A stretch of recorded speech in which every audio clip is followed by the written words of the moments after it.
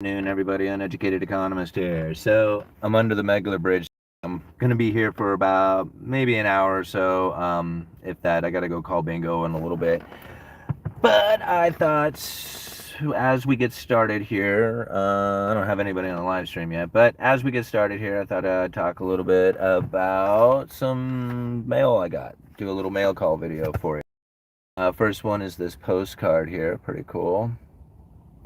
From Brian out of Santa Monica. Thank you so much. It says, Jesus.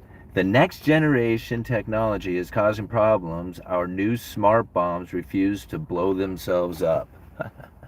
Pretty funny. Right on. Thanks, Brian, for sending that.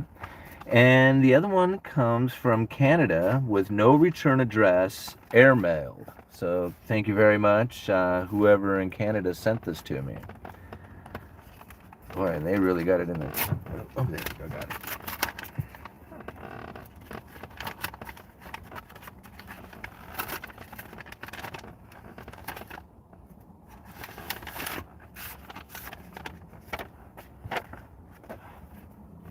Oh my goodness. Okay. Please read in private for your enjoyment. All right, so that part I will. I'm guessing this is something that I can read. I'm assuming. Hello, Simon. I was able to put my thoughts on paper finally. Please read in quiet privacy for your own enjoyment. Okay, well, I'm not going to read it any further. Thank you so much for sending this to me. I do appreciate it. I was hoping to actually read that for you guys. I didn't know that it was going to be a private one. But I will set that aside for now, and we'll just continue on with the video. Left a link down in the description for you guys to an article coming out of the New York Times. Real quick, if you do not have, like, if you're not signed in or logged in or have access to the New York Times, if you download the Telegram app and put the link in the Telegram app, like send it to a friend or something, it'll give you a instant view of the text, and you can read the text alone without actually having to sign up for, or give them an email address or anything like that. You don't have to log into like New York Times. So it's a way to that article if you want to read it. But it's really interesting.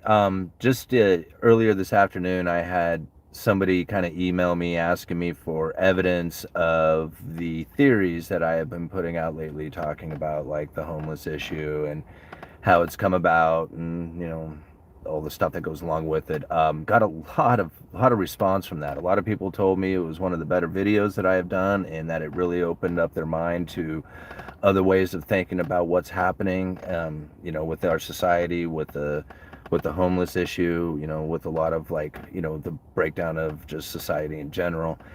And, whether or not it's a political issue or just, the way that the economy is now conditioned everybody to go into, seeing as how there is a huge dive into luxuries and the separation between the rich and the poor. And all this stuff is really hard to wrap your head around, all the parts and pieces of it. Now, a lot of this stuff, I base my economic theories from Cantillon's essay. And what I have done is I have read that essay quite a bit and then try to look for some of the similarities in today's economy that were taking place back in the 1700s. Now, if you can find these similarities to take place and you find evidence of it happening throughout history, well, it makes it pretty obvious to me that some of these things are more economic based than they are political, or just even the new technologies or whatever that we are experiencing today. So anyway, when we look at this article, what we find is the story of Bend, Oregon, which is like, if you are from Oregon, everybody knows about Bend. Bend is like the hottest place to be. Everybody wants to be in Bend. It's the coolest place ever, right? And so now when you have this sort of mentality about Bend, it's a very high growth city, meaning that like all the homes there, all the real estate was going up. Everybody was making money in Bend, building houses, selling houses, having businesses. Bend was the place to be. And there was one guy in particular who wasn't I don't know if he was necessarily at the center of this, growth that took place in Bend, but he was certainly one of the pillars of the community, and his family had been for a long time. Oh, geez, already forgot his name. Coyer. Sorry, guys.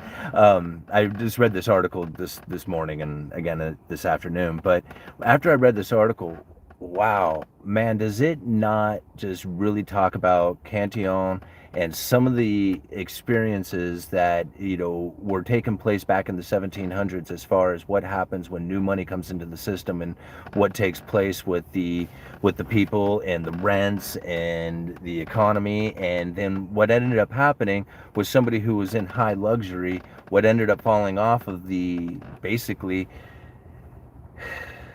mental health issues deteriorated his place of being inside of that community, and he fell all the way down into poverty.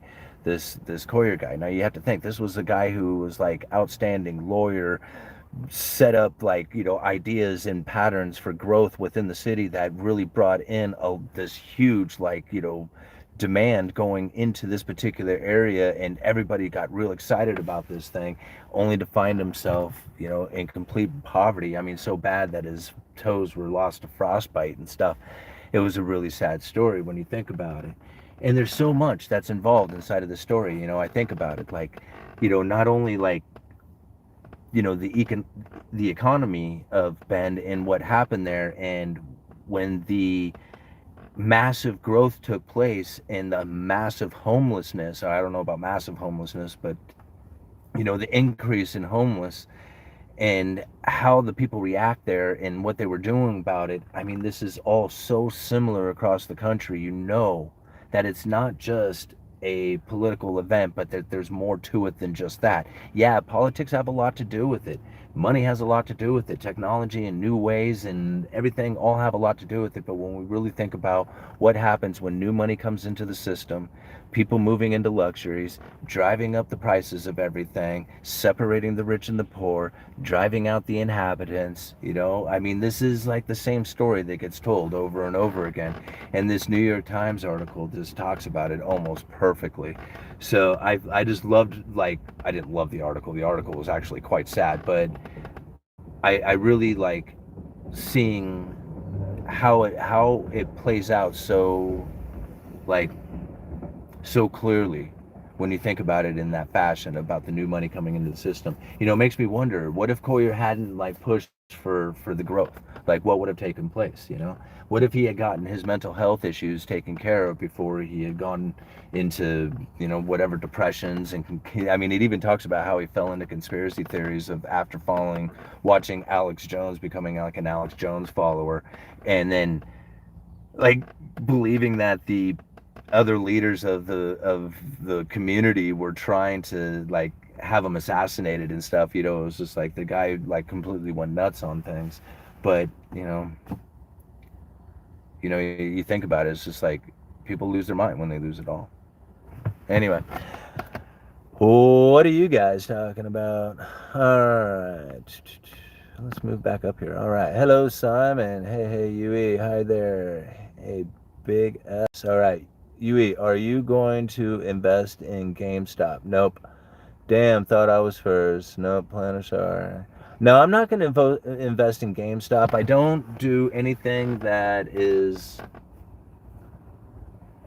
like a pump and dump, even remotely close to it. Like, I fell for that a long time ago. And like the moment that everybody was just like, oh, we're all going to jump in on this and we're going to crash, and I'm out, I'm done.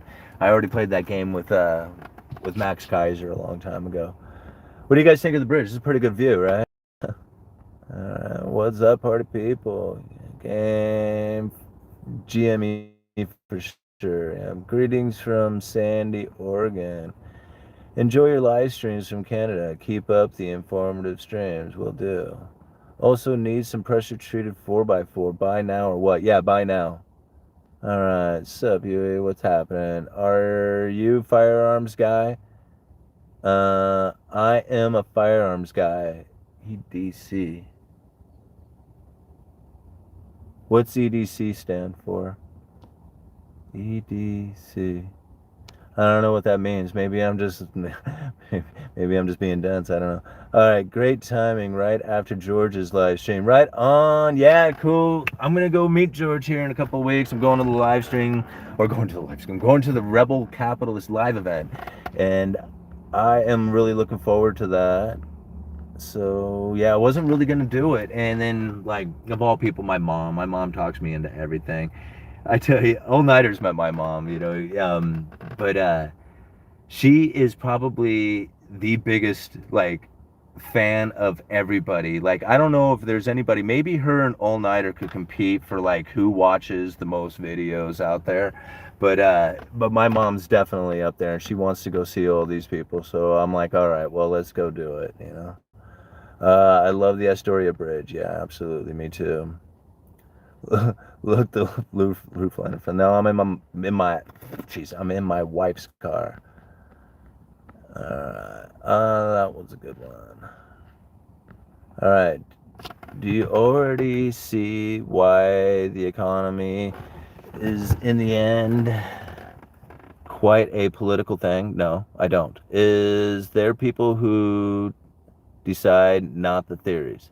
It's the people who decide, not the theories. Well, I think most of the people that are deciding on what's going on are deciding as a result, not the effect of it. The politicians, the things that are taking place, the wars, all the behavior, all the stuff would not be taking place if it wasn't for the economy and the condition that it was in. If we didn't have the manufacturing base that we did back in the 50s and 60s, we would never have been able to produce the way of life that we had. We were able to sell all that stuff off to the world and bring in new money unlike anybody else in the entire world ever did, right? We were the biggest manufacturer in the history of the world, and we were making a lot of money doing that. We raised our standard of living because of that. Now, when that new manufacturing started finding its way outside of our nation, we needed to figure out a way to get the new money in. And that new money came in from the issuance of debt. There was no other way that we were going to do it. It was either that or we were going to fail. Now, really, if we had failed, maybe we could have come up with maybe a more stable manufacturing base, a balance of trade or whatever, but we certainly we would not have had the standard of living that we did as we were being a manufacturing powerhouse. So we were going to lose that. Instead, they took us off the gold standard, started selling off debt, and we started importing a lot of production from all over the world as they started taking our money, and we were exporting our inflation overseas to everybody else around the world. Now, all that stuff could be considered a political thing, considering that spans over many, many administrations. And whether or not you're a Republican or Democrat, this whole system was going to continue down this same path no matter what. So, like, you can go ahead and blame it on politics. Like, I mean, that's fine. I mean, a lot of people do. And, there is a lot of things that happen within the political arena that does, focus in on the economics of things, and people say, wow, politics did this, but it's not. This is the effects from the economy that now hits politics, and politics are now reacting to it. Right now, this is really what's happening. If you look at it from that way, then things become a lot more understanding of why. Right, this is the reason why, like, it doesn't matter if there's a Republican or Democrat in office. There's certain things that will just continue on the way they were. I mean, think about it. Like, I use healthcare for an example, because when Obamacare was being introduced, the Republican Party out there was screaming how this was going to destroy our nation. Do you remember? Remember? Okay, now, here comes Obamacare, we get it, now we have it in our hands, and what do the Republican Party want to do? They want to repeal, but not just repeal and get rid of, replace it with something new, something that they like, because they don't want to get rid of it now because it's not destroying the nation, right? Because it was going to destroy the nation, but it didn't destroy the nation. But now that we got it in our hands, here's a useful thing that we get to play with as well. You know what? I am not falling for that game. It's not politics, right? This is not a political thing. This is definitely an economics, Yeah. Moving on. I cannot see the screen at all. All right. Let's see here. You hit the spot realizing it's the people who decide if the money goes to make new jobs or do they use the money for their own leisure stuff. Yep. That's the wife's car. It is. You're going to Orlando. Cool for you. Wish I could see you be there. All right. People just are greedy, and politics will set them to the mindset, creating the whole nation, dividing. No, because see, all that stuff would happen anyway. Like the politics are just it's just the results of it all. You know, it's not like it's. I mean, you can have even like when you have like some of the events that have taken place, like some of the when government comes down with their iron, you know, when with the rule and stuff like that, that is the property owners that are doing that. You do realize it is the people with the money that are making that happen. And people want to say, "Oh, wow, it's the people who made this allow." You know, it's not, right? Those are the property owners, and you have to understand that everybody out there is pretty much a slave to this, right? It's a slave to the system, a slave to debt, a slave to something out there. And unless you are one of the property owners, and I don't mean like to somebody who owns a house, but I mean like one of the property owners, the people that you don't even know are actually out there.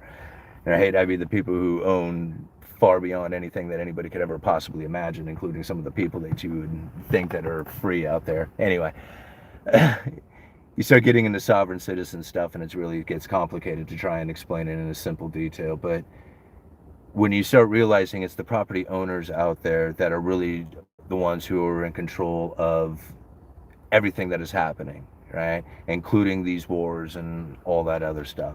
That's the real people who are in control. Now, down here on our end, we do have our individual life that we have to deal with, right? And as an individual, trying to think about how this elitist group playing these global chess pieces and how it is that we're going to navigate our life around that is it's insane to think that way. It really is, because I know, because I used to do it, right? And when you come back down to reality and think about, like, you know, you have a life to live that's local, right? That's where you should be focusing your attention, and not, you know, out there on something that is so far beyond like connection. Like even the guy in the article, this, you know, Coyer guy, I mean, he fell into Alex Jones conspiracy theories and thought that the local people were going to kill him. I mean, come on, you know, this is the way you want to live your life? No, of course not. Nobody wants to do that. But that's unfortunately what happens when we're not taking control of our, you know, of our thoughts and our emotions, and directing them in a proper fashion. You know, if you just let your imagination run wild, man, you can really find some creative stuff to think about.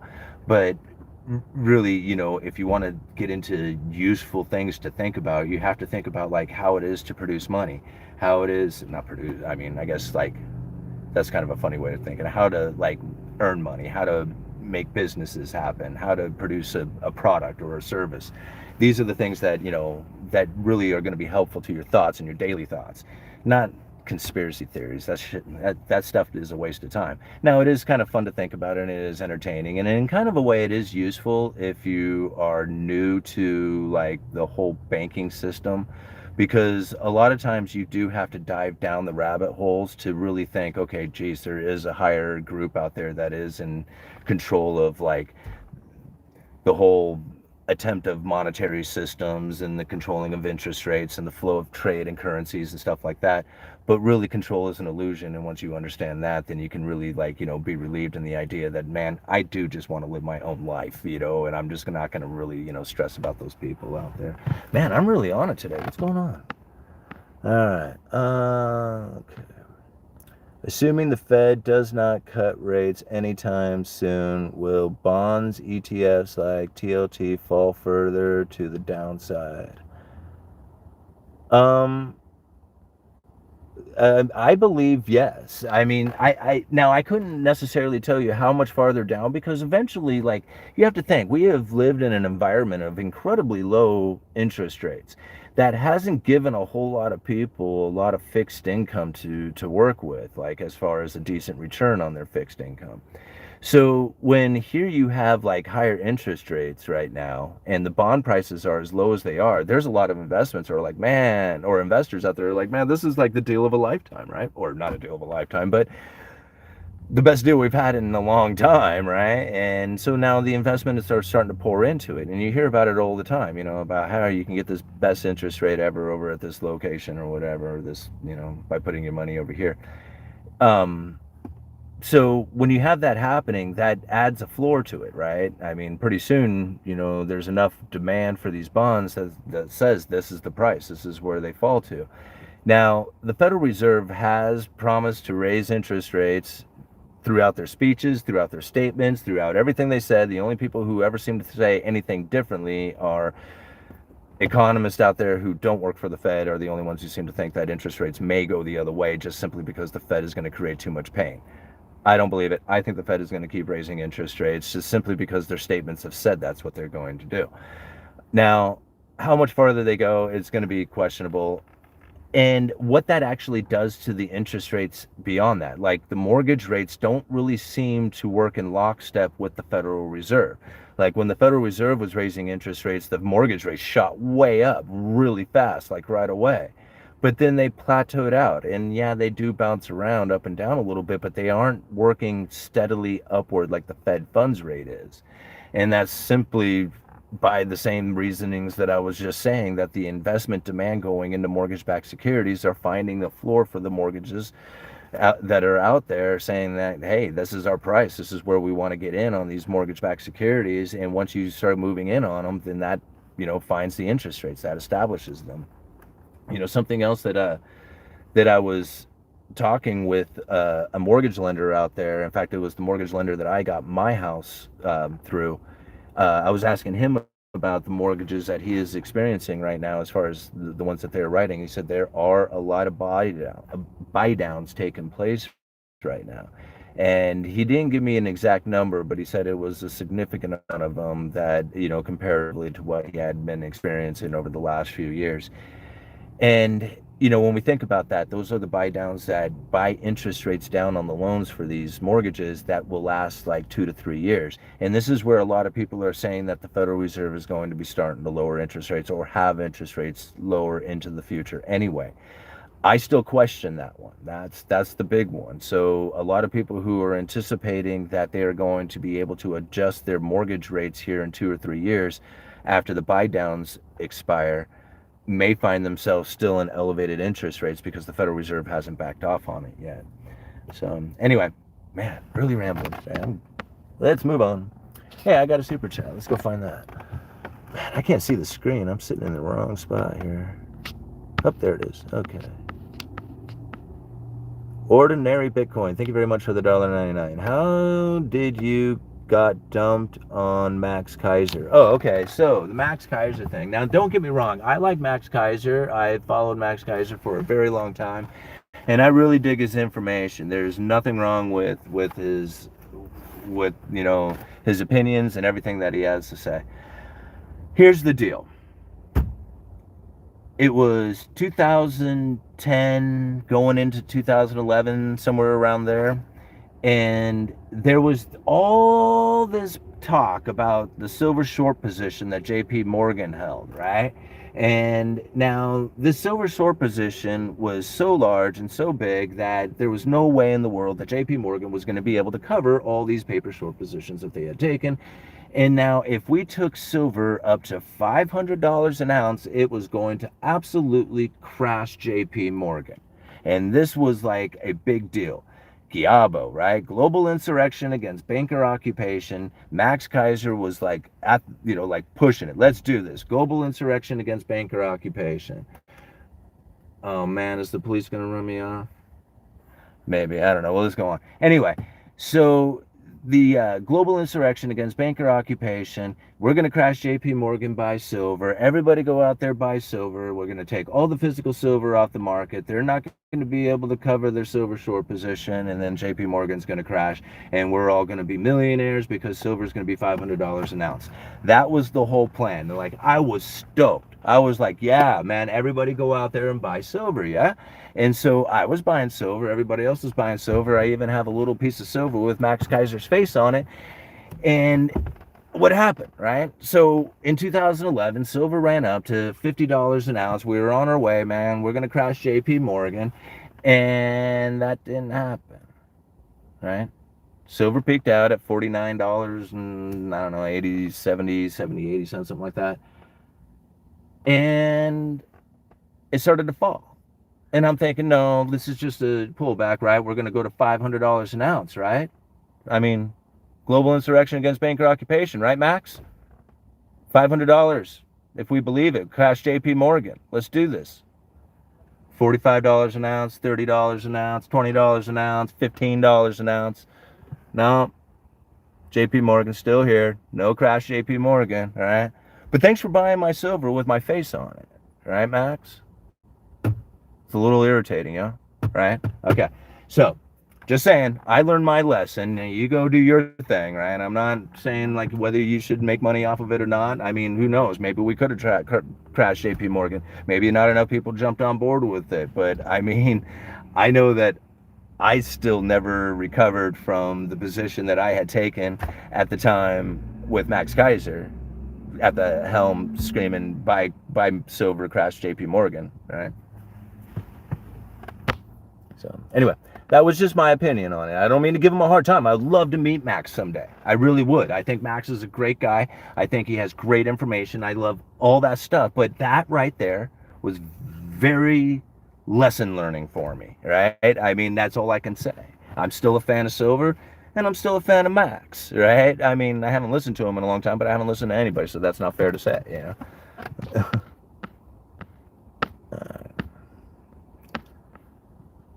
Paper silver derivatives were allowed to suppress silver gold because the government knows raging metal prices is the action that ends the dollar. It works until money printing fails. Yeah. I have a torn up dollar from Max. Yeah. If cop comes to talk, ask them for their photo ID, oath of office, and surety bond. They almost guaranteed not to have them. Worked just yesterday for me. No kidding. Wow. Yeah, no, I mean, actually, to be honest with you, that police officer was probably more interested in the tent that is set up right over there. Right? Not interested in the Uneducated Economist because they all know who I am and they see some dude sitting in his car making a video. They're probably like, oh, that's that dude who's on YouTube, right? But that tent over there, that's probably more of their interest, you know? And that's the sad part about it is that this community is so intolerant, right? They're like, I mean, you know, people ask all the time, right? Like even in the videos when I was like, you know, talking about the homeless and how there's nothing you can do about it, there's no cure or anything else for it. You know, people ask me all the time, well, what do you do? And I was just like, I tell you, this is what you do. You adopt a homie, right? Everybody should adopt a homie. And I mean, I don't know what you're supposed to do for them. You know, it's just like when you're hungry, you buy them a burger. You know, when they need socks, you get them some clean socks. I mean, there's nothing you can do, right? I mean, but you adopt a homie. And so therefore, at least they have something. You know, I've seen people put homeless on buses, send them wherever they want to go. Just get the hell out of here, right? And it's amazing. Like they bus them all over town. Like I think this is. I mean, I haven't seen it personally, but I've talked with people who have said they were like they were asked wherever you want to go, and they said here. And now I think about it, I don't think that's necessarily like government organized. I literally think that's just a bunch of rich people getting together saying, hey, let's just bust these people out of here. And it's like they're just literally using their own money just to get people out of town.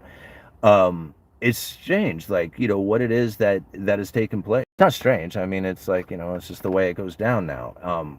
You know, you have to think like, even in the article, you're going to look at it, it's like, you know, Ben got to a point where it became almost impossible for people to have like just a normal job and work there because of so much how high the demand for homes had gotten as far as the prices goes. It's just unreal. Well, that's the same case that's happening throughout a lot of parts of America, right? And so you're going to find where the homeless are going to be more prevalent. They're going to be there because there's no place else to go. Like, where do you go? You can't just disappear, you know? And then what do you do for them? You know, there's really nothing that can be done. And that's what this really drives me nuts. Like, I've gone to them and asked. I was just like, okay, listen, I'm going to help you out. What do you need? What is it you need right now that's going to help you? I can't buy you a house. I can't, you know, I can't get you a car. I'm not going to do any of that stuff. What is it that you need right now that I can help you with? And you know what? Nobody can answer me anything. Like, not a single one could give me any kind of real answer. I said, if I get you some food, would that help? And they were like, yeah, well, I'm kind of hungry. There's food available right over here, or whatever. It's not food that's the problem, you know? And I was just like, so what is it? Like, why don't you go to work or whatever? They say they get their stuff stolen. And that's kind of true. Like, I've seen it. Like, people like will just like throw the homeless shit stuff away, you know. And it's thinking, to me, I'm thinking, okay, well, you can't throw that cart and all that stuff away. That's their entire world. Now, it's hard to imagine that being like, because to somebody who actually has, like, you know, a running vehicle, pushing a cart doesn't seem like anything out there. Like, it seems like you don't have anything. But if you are pushing that cart and everything in that cart is your entire world, you got to think that's the entire world, man. That's their entire world. And if it's left abandoned, it gets tossed. It's thrown away, and the entire world just got tossed out. Now, granted, their entire world could probably be replaced with a few $100s at best, you know. I mean, it was just like, even if that. But that's the world that they live in, is that they can't leave their stuff behind. They can't, you know, they're in a constant fight. You know, I see it all the time. You know, it's just like they're always yelling at each other and trying to, you know, get the upper hand on one another. And so it's this constant struggle and this constant state of survival, and therefore you're never on like any kind of relaxed position. You're always on the defense, and you're always in a negative. And that's the unfortunate vibe that it is that these people live on. And see, that's where I think like most people don't really understand life in general. It's like, you don't have to live that way. The story that you tell yourself is the one that, you know, is the one that everybody is going to see and believe, right? So if you were on the street saying, I didn't make it because I'm an alcoholic and I'm like had all these problems and all this stuff keeps on me, and then, you know, the law keeps going after me, and you keep telling the story over and over again, well, that's the life you live, you know. And it's quite unfortunate for them, because really that is the life you live, and it's very difficult to say that I have a better life than that, when the reality is that you don't. But however, if you don't tell yourself a different story, then that is the life you're going to live, because it's the story that you tell yourself that brings you out of that. It's the one that says, yes, I'm on the street, but yeah, I'm going to do better. Yeah, I'm going to find that job. Yeah, I'm going to eventually get into an apartment somehow. I'm going to find my way of doing that. And no, I'm not going to hit the alcohol today, right? Because I can't cover it up. Those things are very difficult to try and wrap your heads around. And, you know, especially when, you know, when you're in the like the thick of it, like when you are in the thick of depression, when you're in the thick of alcohol, when you're in the thick of like all that stuff, it is so hard to like wrap your head around the idea that I'm going to change the way I believe, the actual thoughts that I have, right? Because they are so like hitting you so hard, right? It's the story that you keep telling. I didn't, you know, my wife left me and now I don't have, you know, the life that I did or something, you know, or the job, you know, fired me, and then now I can't afford to make my payments, and that's why my wife left me, and this is why, you know, and you keep telling the story over and over and again, and it just gets worse and worse for you. You get together with your thoughts and you tell yourself, no, that's not me. Like, yeah, I did get hit by that, right? And that was a pretty devastating thing that happened. And I can see it, right? I observed it. It's going to take place, but it's not going to control me. That's not my life, right? That is something that happened in my life, and it's part of my story, and I can tell it if I want to, but I don't need to, right? I can tell the story that I want. And the story that I want is that I have a new beginning at one point in my life. And from that new beginning, it was very tough, but I was able to make the steps that I needed in order to achieve some of the goals that I needed to do.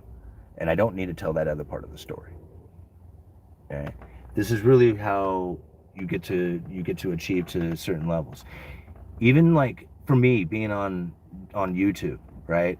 When I committed to putting out a video every single day, right? I said it. I was just like, I want to do a YouTube channel where I can talk economics and have a conversation with people and maybe make a little bit of money off of it. And like my entire goal for making money off of YouTube was literally to earn $100, because that was the minimum threshold for Google. That was like my entire goal for making money on Google or off of YouTube. And the rest of it was just be be the economist on YouTube. And here it is, like 100 and close to 125,000, 124,000 subscribers on YouTube. I, you know, I get invited to places like Rebel Capitalist, the Rebel Capitalist live event. I'm now meeting and shaking hands with like some of the biggest names who in the as far as the economist macroeconomist subculture goes. I mean, this is amazing. Like, I never thought in a million years that I would be able to do something like this, but it was the story, right? I'm not the alcoholic anymore. I'm the YouTuber, right? Because I used to be the alcoholic, but I decided that I don't even really want to talk about being the alcoholic anymore. I don't mind sharing my story because so many people relate to it. But ultimately, at the end of the day, I want to talk about how it is that I'm going to be on stage presenting information to people in a way that they had never heard before. And that's really what my goals are. Wow, why am I going off so hard today? All right, how many we got? 339 of you up in here. All right. Minimum wage by law can end up also as a maximum wage. Yeah, I don't know what you guys are talking about as far as minimum wage, but I have my own beliefs as far as, is that a car bridge? Yeah, it's the Megler Bridge going Astoria, Washington. My beliefs as far as minimum wage goes, this is really like, and this is kind of insulting to say, but then again, if you don't say it in such fashions, then sometimes people just don't understand it, or just won't take into thought, right? But here's the thing: minimum wage is really an insult to people who are not smart, right? It really is. Because basically what America is telling people is that unless you are intelligent enough to at least earn your boss this particular amount of profit, then you are too stupid to work in this country. So get the hell out of here. You can't work here. That's what minimum wage is. Because this is what's sad about it, is that I understand the idea behind minimum wage, because there should be a certain standard of living and whatever. Okay. I understand the arguments behind it. I really do.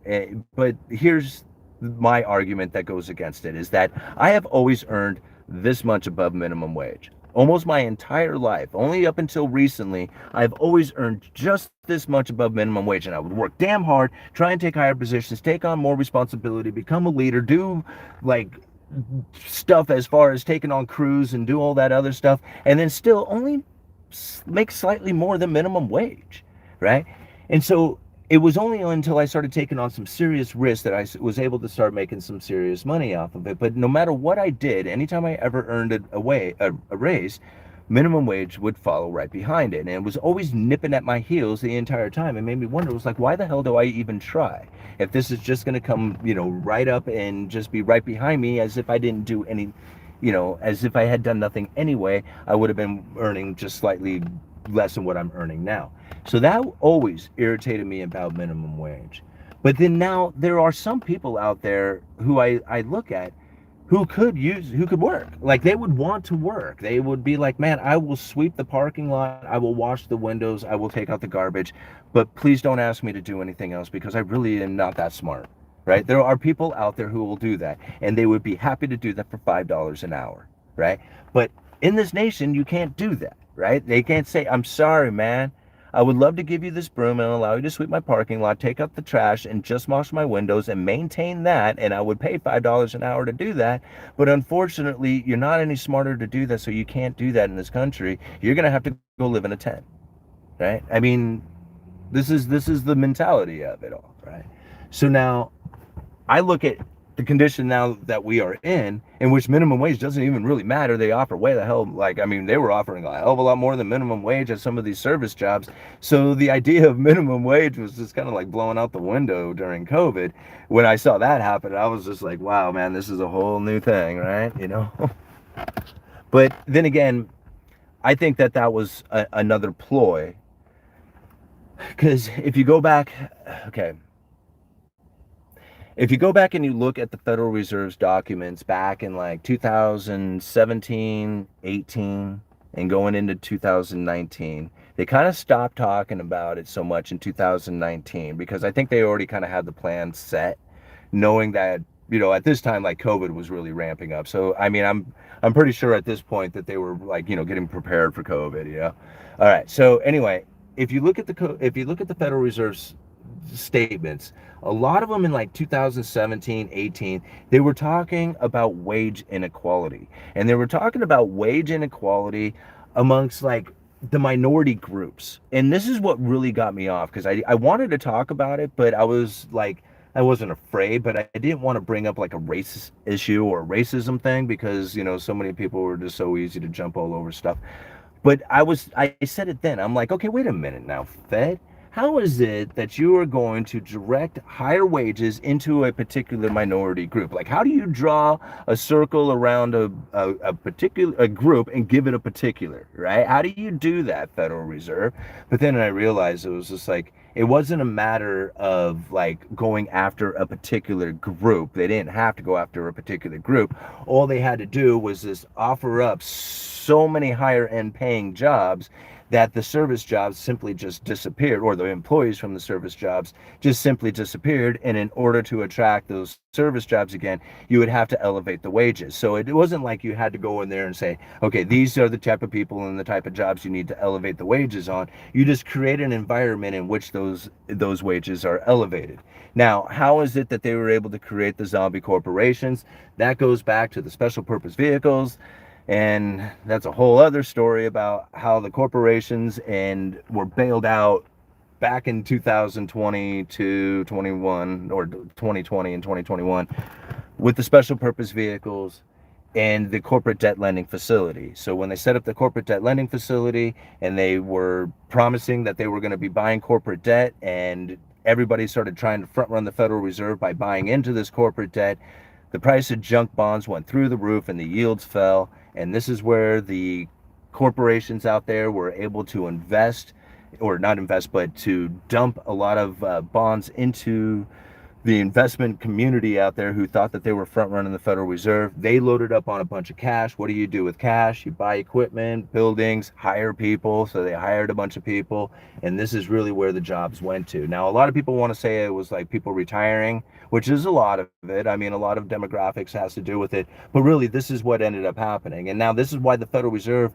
isn't so concerned about raising the interest rates, and they knew that they were going to be able to raise the interest rates quite significantly without disrupting the jobs market too terribly much, because there was so much available jobs out there when they started rolling into this recession, that as these layoffs take place, those who are getting laid off are just going to move over to these service jobs that have been demanding people for years now, and they're going to be able to find employment there until eventually the unemployment starts to rise, and that's when the Federal Reserve will start to adjust their policies. Woo! All right. What up, UE? What up, Terry? All right. Whenever inflation hits, I always write a letter to my employer about what I expect my pay to reflect in the following quarter. I now freelance because I got tired of getting a new job every 6 months. Minimum wage is used as a power move by politicians. When minimum wage was first created, it was used for good to protect workers.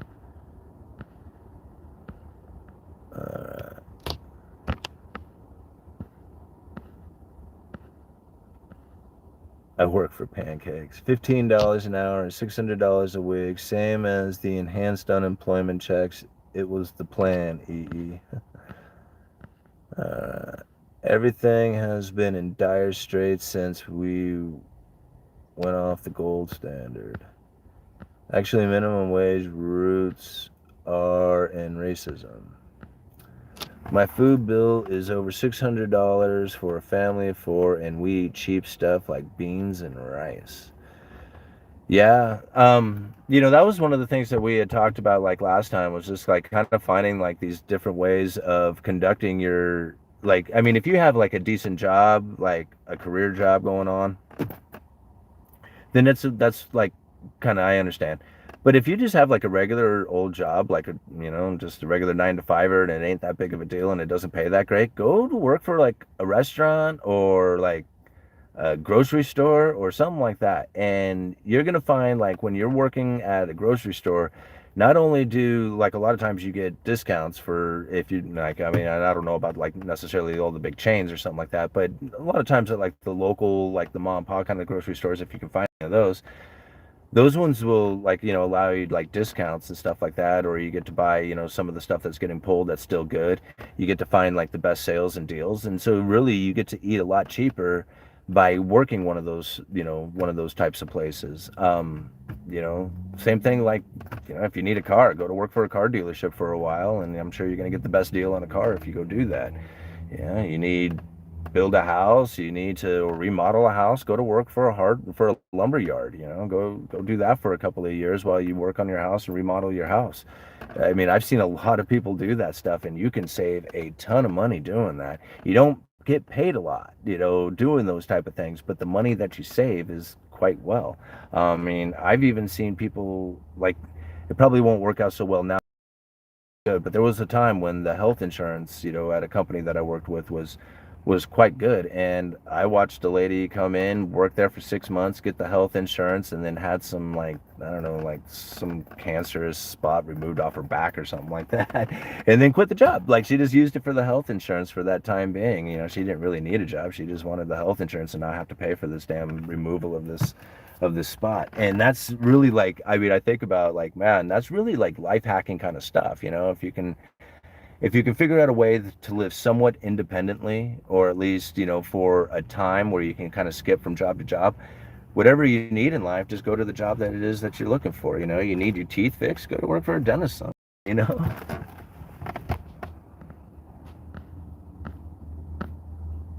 All right. What time is it? 46. All right, 5:39. I got a few more here. Systems not set up for saving money now. No, food is getting expensive. Vegetables are cheap. I pay $3 for a head of butter lettuce, $1 for a pound of carrots, 64 cents for a cucumber, $2.50 for broccoli. Even if you own a house like I do, what happens if my house goes down in value and tax rate goes up? Am I really ahead? No, like, that's part of the thing. Like, I mean, people make fun of me for this whole Cantillon thing, but really, you have to think about it. If you're living in a house, you're probably rich, and a lot of people who don't feel necessarily rich, but if you live in a house, you're probably rich, right? I mean, comparatively to that person who's living in that tent right there. And so you think about, like, how many people are in desperation for a house, right? And how much the rents go up.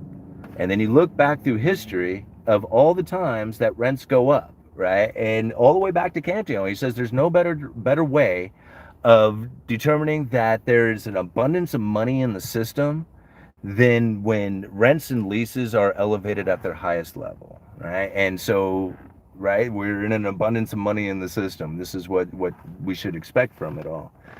And so I don't question what's going to be coming into the future. It's going to be even more of this. It's like, there's, to think that, we're going to go back to a time of, like, one income being able to provide for a household. Like, like that's such a far off concept. That is not going to take place.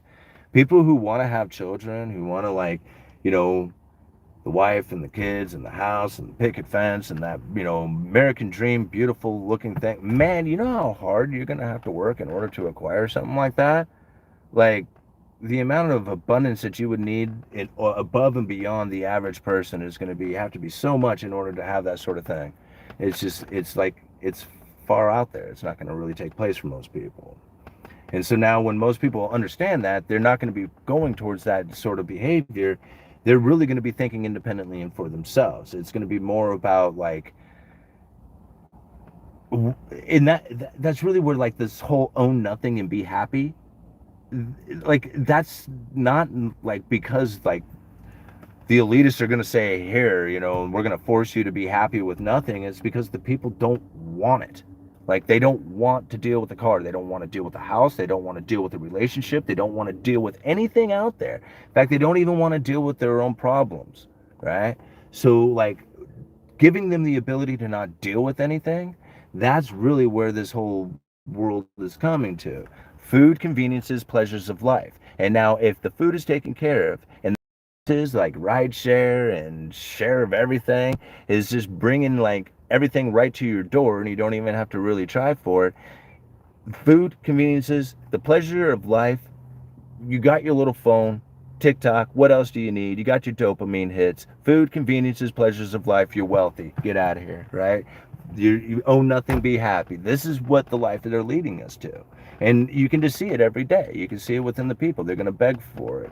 So, like, I'm personally, I'm not scared of any of this stuff. Like, I look at that and I just like, oh my God, you guys are nuts, right? But then again, it gives opportunity for people like me to really take advantage of that situation because nobody out there is really trying. Like, I mean, they are trying, don't get me wrong, but it's like most people are like so hung up on the reasonings that they're not succeeding because of some external, problem out there. It's because of this political people, or is, this economic banker, or is this, whatever is taking place, and all their problems are focused in on the outside, and everybody starts behaving that way. You get a handful of people who are like, yeah, okay, I'm gonna, go and rise above all this stuff, and I'm going to go and be a venture capitalist, and I'm going to go and actually do something with my life and be prosperous and all the other stuff, while you guys are sitting around whining and moaning about how come you don't have anything, right? How easy of a world is it to live in? Right? I mean, I sit there and I watch people, bitch and moan about stuff, and I just laugh about it. I'm like, every time you do that, you're just making it a little bit easier on me. Hey, buddy, I wish you could research on XLM, XRP, crypto. It's going to replace money in effect. Okay, I have. I don't talk about it much. The reasonings why I don't is because I am really looking for the Federal Reserve to say anything about XRP. Now, I've looked into a lot of different cryptocurrencies, and I do see a point coming from the from the Ripple and the Stellar community, those, like, I get it, right? I mean, I understand those things are being built, they're being offered, they're being talked about. All the little details are being worked on. I have yet to see the Federal Reserve from a single document, from anything that they're saying that they're going to be using Ripple, or if that's going to be the case. Maybe it's out there. I haven't found it. Now, I have found where people have sent me stuff from the Federal Reserve where it says like federalreserve.com, but it was a letter, and it was not the Fed themselves or anybody from the Fed. It was somebody from outside the Fed making suggestions about Ripple that has then been posted within the Fed, websites and stuff like that. So that's the issue that I'm having with it. Once I find that, once I can, because I mean, I've asked for it a lot of times, and people are like, boom, and they send me all these links, and I start checking out the links, and one by one I go through them, and I realize these are not necessarily Fed documents. Yes, they come from the Fed website, but it's not a Fed official Fed document or official Fed statement, right? And that's what I'm looking for, because that's what I want to post down on the link to say, boom, there it is, right? That's, I mean, if you want to learn about the economic theory of Ripple being used as the replacement for interbanking transfers and stuff like that, go research Ripple, right? There's a lot of information out there on it. Now, until the Fed actually says it, I'm not gonna say, hey man, this is gonna be the next thing that's to hit it. I can't, because I can't put it down in the links for you. Yeah. No. Okay, get down to the bottom. Is capitalism good? Yeah, of course it's good. Why wouldn't capitalism be good? I don't understand. Like, everybody wants to blame capitalism for stuff. I know this girl, she, like, I don't know her personally, I just know of her, and I don't want to talk too much about it because I just don't want to talk about other people in such fashions, but she's one of these minded people who is just like very quick to like blame capitalism on all kinds of stuff. But then but then as a business making and selling jewelry, and you know I'm not going into any of the details or anything else about it, but I would wonder if she's like, say, declaring every single dollar that she makes. It's just like, hey, I made this much doing all this, when it's a cash payment.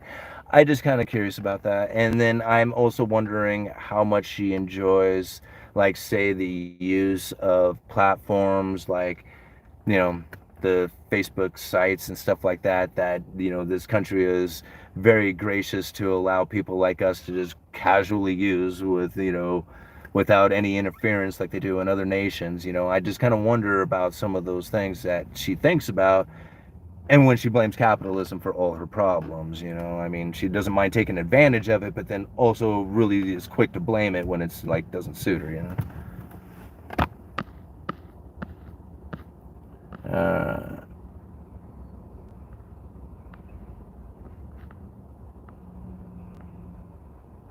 okay, is Ninja in the house? Is Economic Ninja here? That'd be cool. I haven't talked to Travis in a long time. Oh, that'd be neat. All right, Simon, I'm 29 years old, married with 2 young kids. I work in a machine shop making 26 dollars per hour. We live in Northeast Ohio on one income. It can be done, but your position in life is a big factor. Yeah, right. And that's also another thing, is that you've also chose to live in a place that pays you quite well for the standard of living that you have. Right now, you make $26 an hour out here as a machinist. I guarantee you're not going to be raising 2 kids in a house. Not here, right? Now, granted, it's all about where you live. Cool, right? So, how many machinist jobs are there in your particular area? How many machinists can possibly live in your area making $26 an hour? Probably just a handful of you, right? And it's pretty cool that you happen to have that position. Again, it's all about the area you live. So when you consider, like, a buddy of mine moved to Missouri and bought a house for like $32,000, right? I paid a way a hell of a lot more than that for my house, right? And I know that I didn't get that much better of a house by paying way the hell much more of it. But then again, I don't live in Missouri. I live in Astoria, right? So I mean, yeah, there's the huge difference inside of that. I live in a community of people who drive fancy cars, eat fancy food, they talk real polite, and they pretend that, they don't see that tent over there. That's the type of community I live in, which is really strange to think about. But when you do that, when you live in this kind of ritzy area, things are much more expensive. So yeah, it can be done, but you have to move to areas that are going to be conducive to it. A lot of people said, well, you could live in this area. Yeah, but this area is beautiful, and I like raising my kids here, right? And maybe not so much for, like, the political environment that sometimes takes place here, but definitely for how polite the people are, for how clean it is, for how low crime it is. I mean, this is well worth it to me, and not to mention, this is where my network is, and this is where all my friends are. So everybody has their reasonings for doing it, and I'm not saying it can't be done, but when you think about, like, the area that you live in, and comparatively to, like, how many people can do what is there as a machinist. I don't know, maybe you got demand for machinists there. Maybe we should all go to your place and be machinists. All right. What are you talking about? I don't know. I just ramble sometimes, man. I don't know what I'm talking about. All right. Let's see here. Capitalism works for corporations. For country, there is more rules. Oh yeah, there he is. Right on. Have fun in Orlando. Right on, Travis. Will do, man. I jabbed, jab to jam, and have a great week. Well, thanks for being here, man. Thanks for checking it out. We're just kind of going off. It's cool to see Economic Ninja up in the house. That was awesome.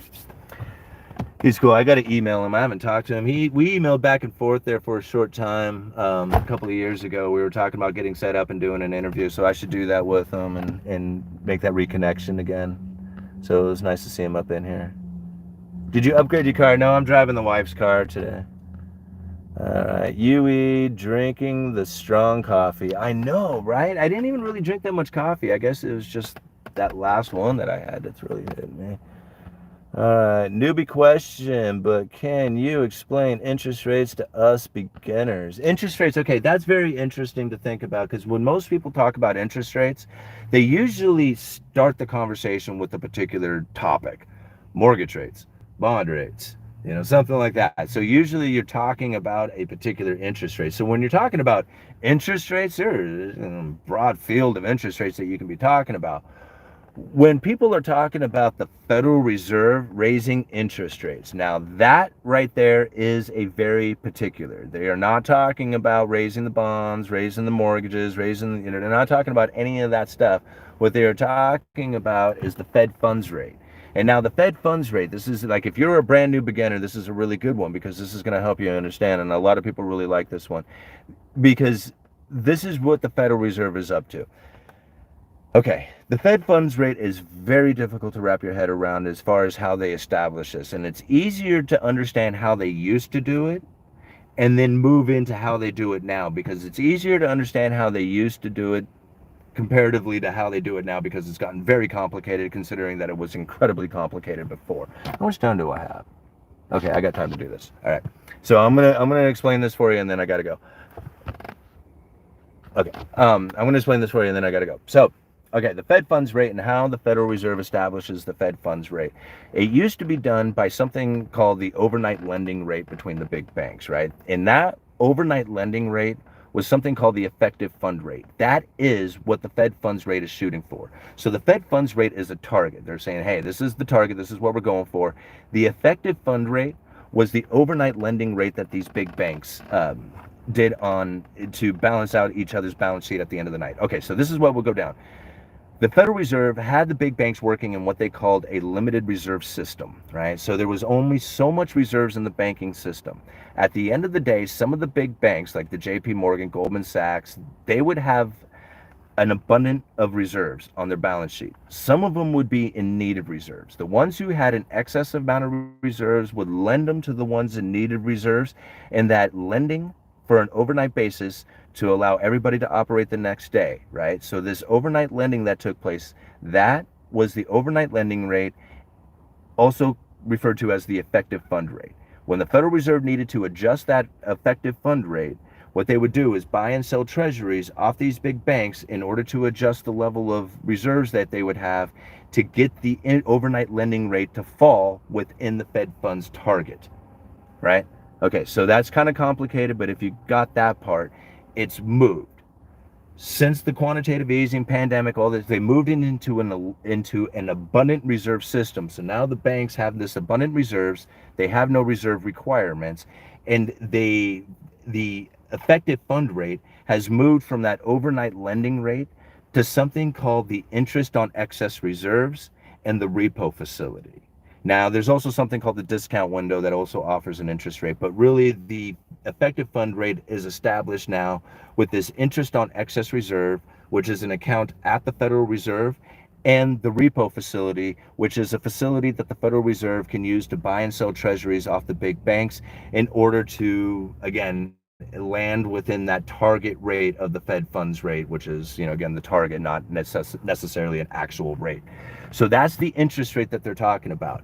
After that, all lending that the banks do is higher risk, right? So they can either lend it to the Fed, the US Treasury market, right, to the US government. This would be the establishment of the safest possible place that you could lend the money, right? The bank could possibly lend the money would be to the Fed and to the US government, and then everything else after that would be risk. And so as they start lending it out to the rest of the rest of the markets, you and me and everybody, they start taking on risks. So if the government bonds and the Federal Reserve interest rate is elevated, all interest rates after that would start being elevated as well. Okay, I think I got that. That was pretty much in a nutshell. I kind of oversimplified that a little bit, but I think if you can kind of grasp all that stuff, then you can kind of understand how the Federal Reserve is adjusting interest rates. And that's really all they're doing is adjusting it at the banking level, and then from that point on, all interest rates start to follow suit. Or at least that's kind of like the idea behind it. There is some evidence of some loss of control as far as like the interest rates inside of the bond market and stuff like that, but I think that's just like little anomalies. Not little. Those are anomaly, not, good Lord. Those will work themselves out over time. Alrighty. Uneducated Economist. Thank you all for being here. Sounds like an educated economist to me. This is why I like this channel. Well, thank you guys. I really appreciate it.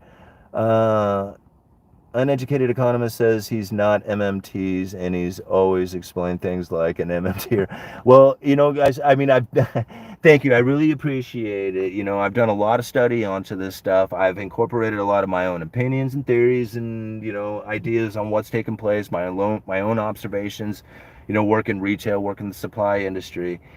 I've even like the guy I was emailing earlier today, these are my opinions, these are my thoughts. It's for us to discuss, to try and share with the other nuggets of information that you're getting from the other YouTubers out there, from the things that you're figuring out and observing for yourself, because this is really what this channel is all about, is trying to figure out what the economy is going to do so that we can best conduct ourselves in the condition that we need to do in order to be the best for our families and for ourselves and everything else that we do out there.